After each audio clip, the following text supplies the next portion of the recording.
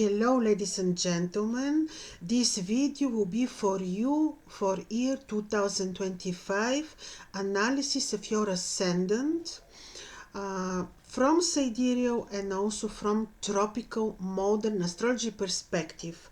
So for example, if you would have ascendant sidereal ascendant Aries, your tropical ascendant will be Taurus. If you don't know at what time you were born, then you apply the moon sign. So it would be moon in Aries. Sidereal astrology would correspond to moon in Taurus, tropical modern astrology.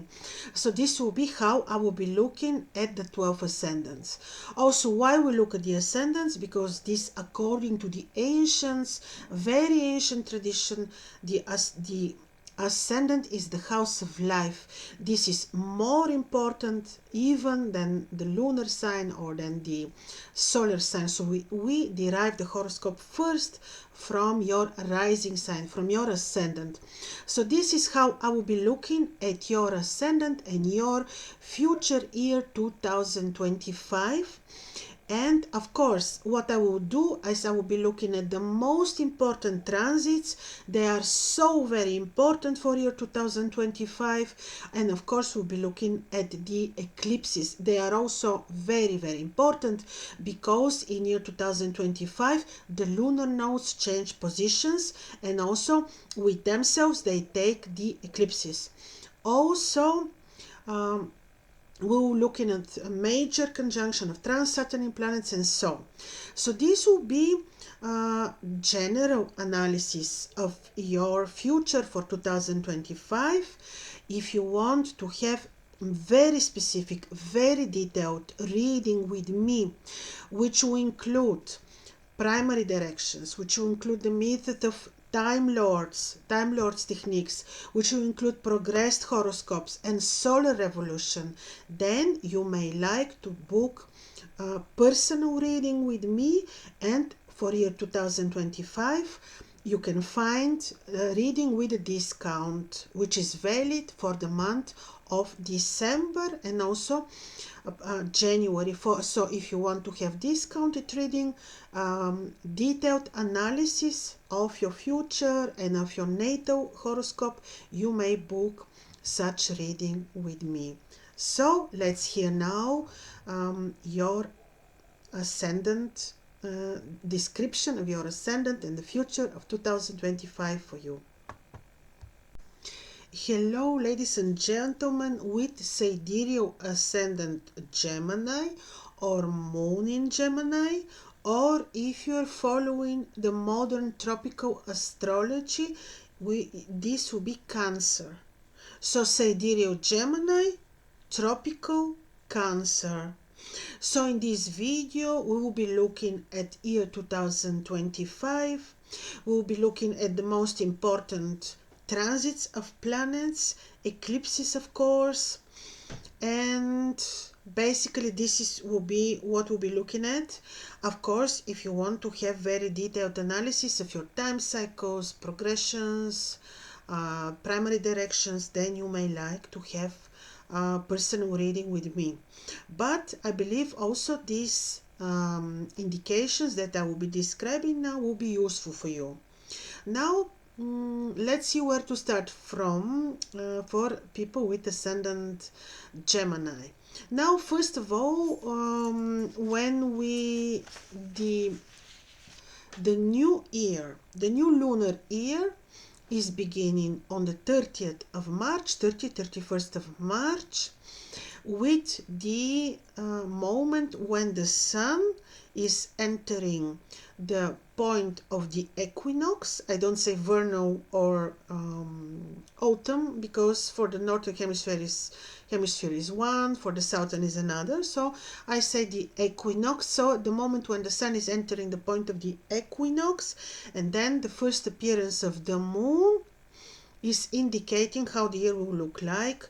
And in your horoscope, the moon appears for the first time in Aries, which is emphasis on the martial energy, and it is emphasis on your 11th house. 11th house is the house of your connections, house of your social circle.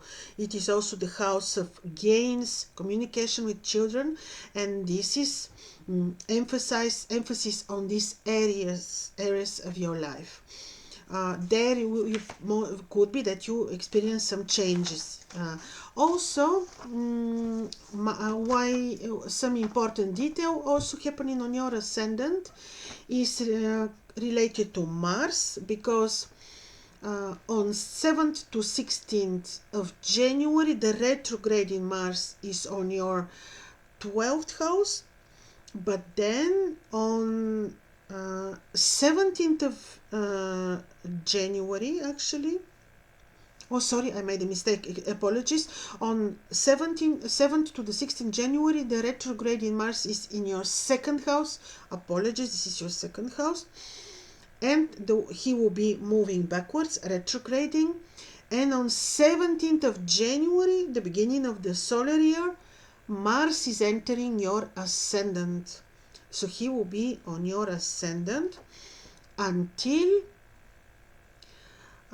actually quite some time. The direct Mars will leave your ascendant on 7th of April. So from 17th of January basically to 7th of April, Mars will be on your ascendant Gemini, and he will be retrograding until 24th of February, and he's changing direction in the 21st degree of Gemini on 24th of February. Let me tell you what it means. This is important for you because this is important degree. So Mars is turning direct from being retrograde on your ascendant on 24th of February.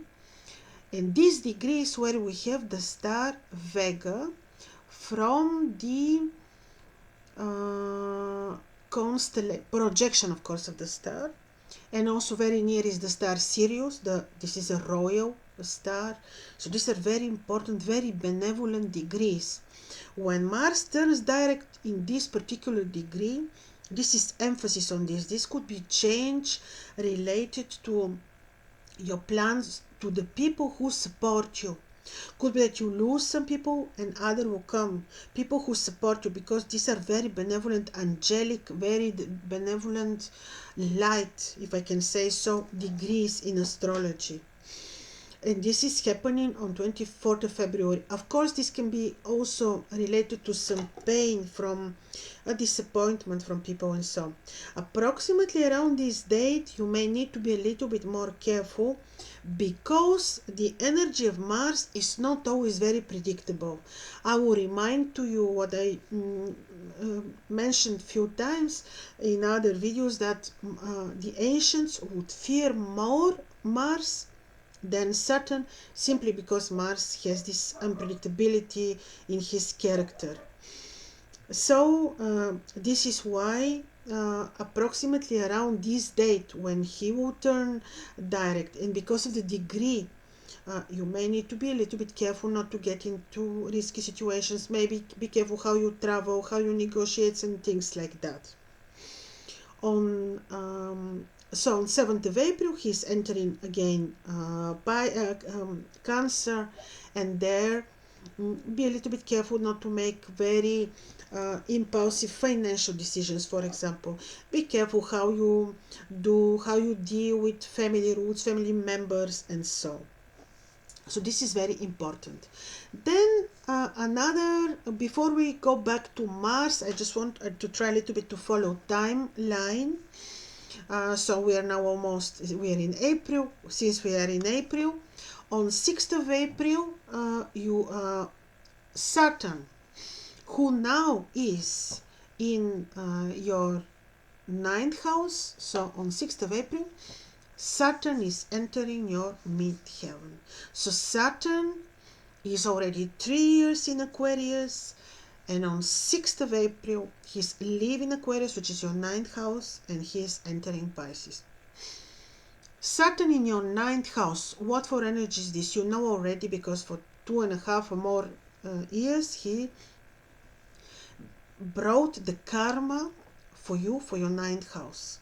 Ninth house is the house of the guru, house of knowledge, house of communication, travel, house related also to the father figure. It could be house of your knowledge, studies, graduation, and certainly Saturn brought major changes in these areas of your life. But on 6th of April, he is entering Pisces, and when he enters, he will be invisible. It means that he is entering Pisces, and could be that you don't feel on the physical realm, on the physical reality, yet the changes that he is supposed to bring. On the 30th of April, Saturn becomes visible for the first time, and then you may really see events taking place, especially related to your career plans, occupation, projects, a lot about your career. Also because on 30th of April, when Saturn becomes visible, he will be conjoined with Mercury, who is your ascendant ruler, with Neptune, with Venus too. So 4 amazing major rulers on your 10th house. This can bring very different direction to your occupation, career plans, projects, and so it can be very, very important. So this is happening on 30th of April. You may not see it happening immediately, but shortly you will see changes taking place, changes that could also have impact on your home, property, and so. Also, on 12th of July, Saturn and Neptune, being stationary, make conjunction. This is historical, super important. This is also in Pisces. It is even in the 7 degrees of Pisces. In the mundane astrology, this would mean actually big changes for all of us, for the collective. In historically, I'm preparing even video on this, but historically, this conjunction is associated with even with revolutions and changes of whole regimes. This in your 10th house could be related to career changes. Very, very important. Then also on the 14th of July, so around the same time cycle, Jupiter is becoming visible on your ascendant in the 13th degree Gemini. Very good blessing for you. Like, yes, you may have eventually some challenges related to career changes or changes of your plans and occupation, but then Jupiter is denoting help on your ascendant with his first visibility. So this is very, very important and good blessing for you. On 30th of July, Neptune conjoined Saturn, make opposition to Mars, who will be at that time in Virgo. So see, this is also a little bit enhancing the changes related to career, plans, occupation, and also home, could be home. So then another very important event is that on 25th of August, Mars becomes visible in the 25th degree of Virgo. Becomes invisible. Mars becomes invisible, like we said, he rules your 11th house, he rules your 6th house. This could be related to changes, related to gains, or some from your old connections will go and you have other options, other friendships or other connections. Some old rules on old enemy will go away, will disappear with the disappearance of Mars. Then also what heading, yes, just too many things to mention, and I'm a little bit, yes, on so this was about, yeah, what also is important, it is about Uranus. On 18th of June of 2024, Uranus entered sidereal Taurus to stay there 7 years. This is your 12th house, related to health, related to the karma we have to pay, related to your hidden enemies, and Uranus is as a Lord of Change to bring changes related to your 12th house, and he will be staying in Taurus 7 years. This is your 12th house. It means he may totally change your approach to health, let's say. He may change your sense and understanding of mission, understanding of health, and so. Also, what I think I didn't mention, I told you about the first appearance of Jupiter on your ascendant, and this could be very useful for you, is that on the 19th of May, Jupiter is entering your ascendant to stay there 1 year on 19th of May. Then on 6th of June he becomes invisible, so you will miss him, you will miss his blessing indeed. But on almost 1 month after, on 14th of July, like I said, he becomes visible on the 13th degree of your ascendant. So really, only the fact that on 19th of May, Jupiter is entering your ascendant, yes, you will say, but he is fallen in Gemini, doesn't matter. This is the beautiful, beautiful, benevolent energy of Jupiter on your ascendant, and this is something very good for you. Also, about Venus, to tell you a few things. On 18th of April, Venus is entering Pisces. This is helping your career, giving peace and help, but Saturn invisible, Neptune, Mercury will be there when she will enter Pisces, but still she's helping, and she will be in Pisces until 1st of June. From 1st of June to 30th, 1 month to 30th of June, Venus will be on your 11th house. She's fallen there, but still she's sextiling your ascendant, giving some support. So you see, even if we experience some quite intense changes, there is always a planet to make things, to soften, to calm things down. So on 30th of June, Venus is making a conjunction with Uranus. This can support your health, this can, because this is your 12th house, this can support, let's say you have argument with a hidden enemy, the Venus will give you help. On 27th of July, she comes on your ascendant, 1 month. Blessing of Venus on your ascendant. And also a good period for you will be from 3 November to 27 November. She'll be on your 5th house, powerful in Libra, where she sextiles 7 houses to harmonize relationship, trines your ascendant to give you just good feeling, to support your muse, to support your finances, and so. So in this sense, there is, like I say, always helping hand of a planet. 2-3 words about the eclipses. So Rahu, Ketu enter change sign.